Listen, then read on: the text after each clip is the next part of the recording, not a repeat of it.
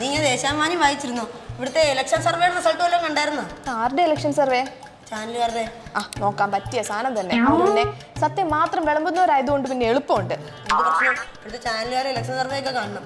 LDF ഒക്കെ ഇപ്രാവശ്യം തോറ്റ് പണ്ടാറടങ്ങിപ്പോകും. ദേശാഭിമാനിയൊക്കെ പൂട്ടി കെട്ടി വീട്ടിൽ പോകും. എന്റെ പൊന്നു മോനെ, ഇതേ ചാനലുകാർ തന്നെയായിരുന്നില്ലേ 2021 നമ്മുടെ MM മണിയൊക്കെ തോക്കും, അതും ഒരൊറ്റ വോട്ട് പോലും കിട്ടാതെ തോക്കും എന്നൊക്കെ സർവേ പുറത്തുവിട്ടത്. എന്നിട്ട് എന്തായി? കാര്യത്തിലൊരു അബദ്ധമൊക്കെ പറ്റൂ. ഇതൊക്കെ മനുഷ്യൻ ചെയ്യണല്ലോ, റോബോട്ടൊന്നുമല്ലല്ലോ. അബദ്ധം നിസ്വാഭാവികം. എന്റെ പൊന്നു കുഞ്ഞെ, ഇത് ഒരാളുടെ കാര്യത്തിലാണെങ്കിൽ ഓക്കെ, അബദ്ധം നമുക്ക് സമ്മതിക്കാം. പക്ഷെ ഇത് 32 പേരും തോക്കുമെന്ന് പറഞ്ഞാല്, അതും തോക്കുമെന്ന് ഒരു വോട്ട് പോലും കിട്ടാതെ തോക്കുമെന്ന് പറഞ്ഞ ആള് 38,000 വോട്ടൊക്കെ കിട്ടി ജയിച്ച അവസ്ഥയായിരുന്നു.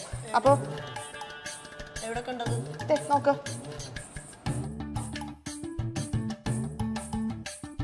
ഇത് കഴിഞ്ഞാണല്ലേ പ്രാവശ്യം മറ്റേ പ്രമുഖ ചാനലിലെ പ്രമുഖ ചേച്ചി പറഞ്ഞിട്ടുണ്ട് NK പ്രേമചന്ദ്രന് അമ്പലപ്പുഴയിൽ നിന്ന് ഒരുപാട് വോട്ട് കിട്ടി ജയിക്കുമെന്ന്.